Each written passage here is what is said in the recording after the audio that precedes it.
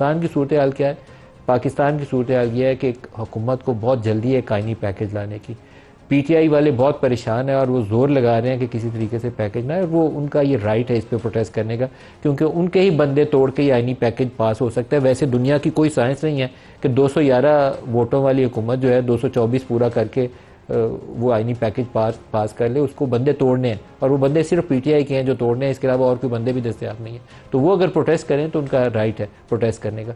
लेकिन क्या महज़ब तरीका और डेमोक्रेसी के अंदर सिर्फ ये एक तरीका यही होता है कि सड़कों पर आके नाचा जाए, या हुकूमत के पास एक ही तरीका होता है कि लोटे बनाकर मुखालफिन को अपनी पसंद के बिल पास करवा लिए जाए?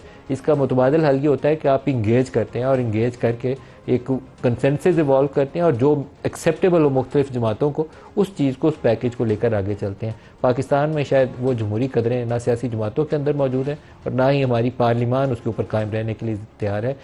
पूरा जोर इस बात के ऊपर था पिछले 4 हफ्तों 6 हफ्तों से कि किस तरीके से हमने जल्दी से जल्दी ये 63A की डेफिनेशन आ जाए सुप्रीम कोर्ट से, और पीटीआई के हमने 5 से 11 बंदे, क्योंकि जेयूआई ना सपोर्ट करे तो तादाद बढ़ जाएगी, फिर वो बंदे लोटे बना के हमने बिल पास करना है कौमी असम्बली से भी और लोटे बना के सेनेट से भी इसी तरीके से पास करना है। तो दिस इज़ नॉट एक्सेप्टेबल। ये कौन सी आइनी तरमीम होगी जिसकी बुनियाद ही एक गैर आइनी फेल और गैर जमहूरी फेल के साथ जिसकी की जाए?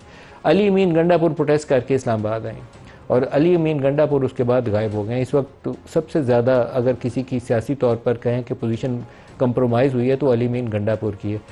हमारी इतला ये है, और वो 100% गलत भी हो सकती है, लेकिन जो शवाहिद हैं उससे ये चीज़ साबित ही होती है कि ऐसे वाक़यात की तरतीब एक हुई है। किसने उसमें क्या रोल प्ले किया है मैं उसको 100% यकीन से नहीं बता पाऊँगा।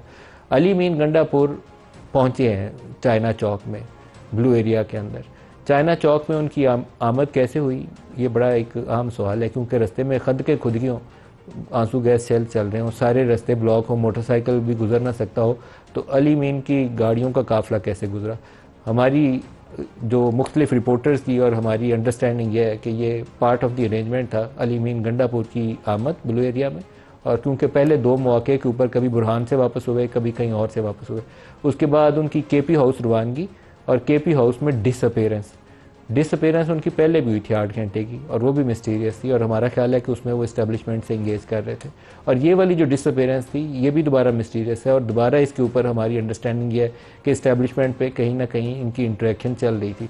उसमें किसका क्या रोल था ये बहुत कभी यकीन के साथ मैं आपको नहीं बता पाऊँगा, लेकिन इसी अरसे में जब अली अमीन गंडापुर गायब थे, एक बड़ी जो डेवलपमेंट जो 100% यकीन के साथ मैं आपको बता सकता हूँ कि पाकिस्तान पीपल्स पार्टी से नवीद कमर साहब ने उसी अरसे में पाकिस्तान तहरीके इंसाफ के 2 आला अहदेदारों, जिसमें एक तो असद कैसर साहब हैं और दूसरे आई थिंक बैरिस्टर गौहर हैं, इन दोनों से टेलीफोन करके रब्ता कायम किया और इनको आइनी पैकेज के ऊपर एतमाद में लेने की कोशिश की। और इनका जवाब ये था पीटीआई की जानिब से, जो इमरान की पोजीशन है, इन्होंने उसको एक्सप्लेन किया कि हम नहीं चाहते कि मौजूदा चीफ जस्टिस सुप्रीम कोर्ट जो हैं, आप इनको 3 साल की एक्सटेंशन देकर एक आइनी अदालत का सरबराह लगा दें। ये पीटीआई को और इमरान खान को एक्सेप्टेबल नहीं है।